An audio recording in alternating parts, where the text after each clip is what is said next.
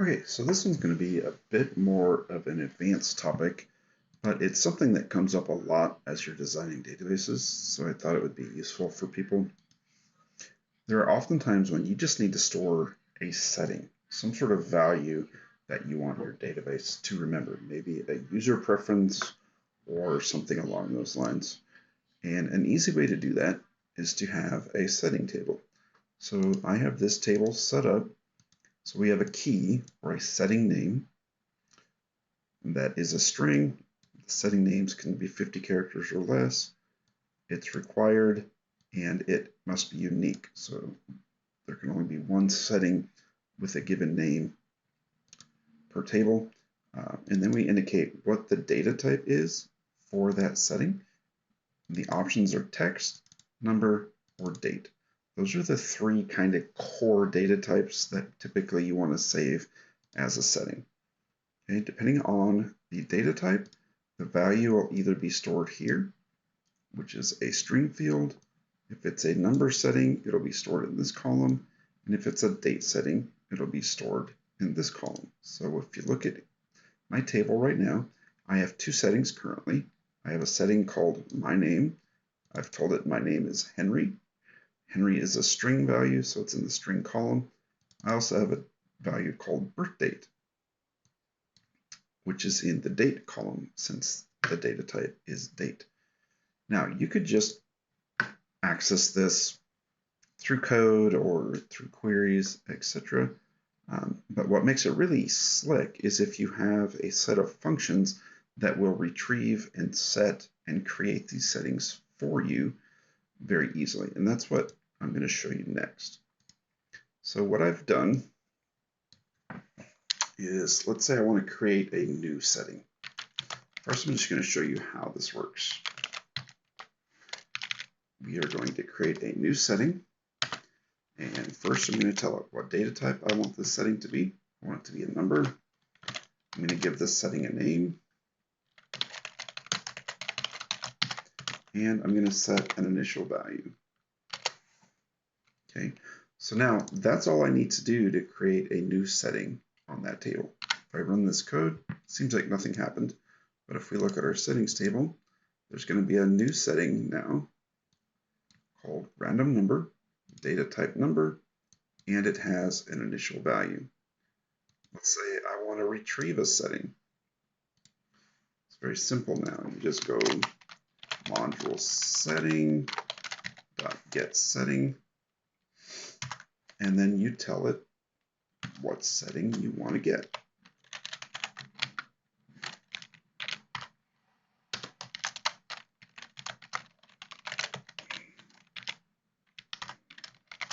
And I want to get my name. So you just pass to it the value or the setting name that you want to retrieve.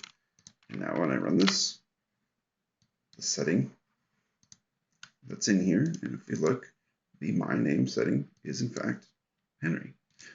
Now what if I want to change a setting? Simple. We just do mdl setting dot set setting. We tell it the setting name, and we give it a new value. We run that, and now if we look at our table, you can see the my name setting, the value, has changed. Let me walk you through the code that does all of that. So the first thing that we need to do, whether we're creating a new setting or we're updating the value of an existing setting, is we need to determine if that setting exists or not. So I've written a helper function. Let me go down here to it. Yep. Setting exists. Actually, let me back up. The first thing that we need to be able to do is create a where clause. Where are you? And we're going to create the exact same where clause. There you are. Over and over again. So I wrote that into a function. So you just pass to it a setting name, and it's going to build the where clause for me here. So it's going to say key equals, double quote, the name of the setting, double quote, and it's just going to return that string. Okay, it's a private function, so it can only be called internally. Now, I also want to see, I have a function that checks to see if a setting exists or not. And this expects that where clause to be passed into it. So all it's doing is it's saying setting exists equals D count. There's that SQL where, so it's going to be key equals setting name equals 1. So if there's exactly one row on the table where the setting name equals whatever you're looking for, this will return true. If there's not, it'll return false. So let's look at our create setting function first. So the first thing we need to do is we need to figure out, does this setting already exist or not? So that's where we're going to use this. So this function, we need to know the data type, passing to it an enum, the name of the setting, and then the initial value. So first we're going to see if that setting already exists. So we're going to call our make SQL where function. We're going to pass the results of that to our setting exists function, and that is going to return true or false. If it returns true, then we're going to go to the error down here because we don't want to try to make that setting again. If it's false, then we're going to go down here and we're going to say select case data type, because our insert statement is going to change based on the data type that was selected. So if the data type is text, we're going to insert the initial value into the str value column, and text is delimited by double quotes.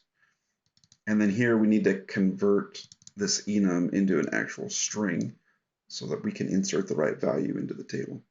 Okay, if it's a number, we're going to insert into the number value table or field. There's no delimiter for numbers, and that'll be the data type on the table. If it's a date, we're going to insert into the date value field. Delimiters for dates is the £, and there's the string for the data type. So then our SQL statement will be created here dynamically based on the values passed to the function. So we're going to insert into the table setting, or the setting table, sorry, the key, which is just the name of the setting, the data type, and then this is where what field the value is going to go to is set dynamically. So depending on what data type we passed in, this value will be set here. So we might be inserting into the string the str value column or the date value column, etc.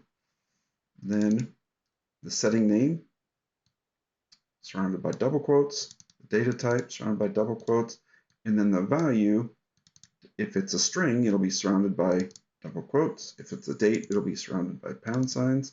If it's a number, remember here, field delim was nothing for numbers because they don't have a delimiter. Then we're just going to execute that SQL statement, which will add a new row to our settings table. And then assuming there's no errors, we return true for we created that setting. Okay. Now, if we want to get, or let's do set first. So we'll go here to set setting. And here we go. I broke these out. So here we're calling the make SQL where function, putting it equal to a variable. And then if the setting does not exist, in this case, because we're trying to set a value for a setting that already exists. So if that setting does not exist, it's going to go down to the error. Otherwise, it's going to look up what data type it is. So here's another helper function that I wrote, get data type. And here it is. We just passed to it that SQL where, and it's going to try to look up that data type from the table. All right, let's see, we were on set setting. So we figured out the data type. Now, depending on the data type, our update query is going to be slightly different.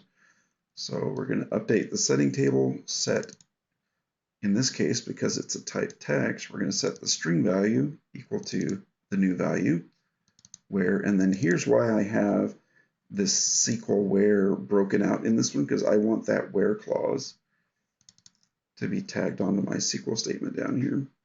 If it's a number, we're going to update this column instead of this column, but new value and still with the SQL where. And then if it's a date, we're going to update this column instead. We're going to surround it with pound signs, the same where clause. If somehow they passed in a different data type that's not in our select case, it'll go to the error. And then it's going to try to run that update query to update the value. Assuming there's no errors, it'll return true, saying that we successfully set the value. Now for get setting, it's a similar idea, just kind of in reverse. Build our where clause. Does the setting exist? If it doesn't, then it's an error. We're going to look up our data type so we know which column to retrieve in this case. And then depending on the data type, I'm just going to use dlookups. So if it's a text data type, I'm going to retrieve this str value column, number, this column, etc. And then assuming there's no errors, then it'll just return whatever value is returned. If somehow, again, a data type is selected that's not in this list, it's going to go to error. So now that we have all that, we can do things like we can check, we can try to create a new setting. So let's say I want to create a new setting, MDL setting, create setting, and I want this to be a 10. Let's do number this time, which is a my number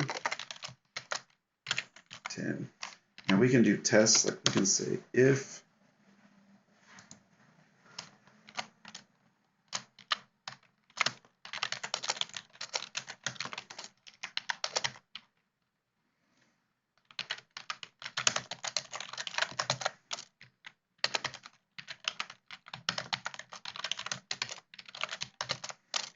like that. So if it successfully creates the setting, we'll get a message box telling it that it worked. If it failed, we'll get a message box telling us it failed. Okay, so it created the setting for us. Great. Now I'm going to change the value. If MDL setting.set setting, and we're going to say my number is the setting, and we want to set it to 20.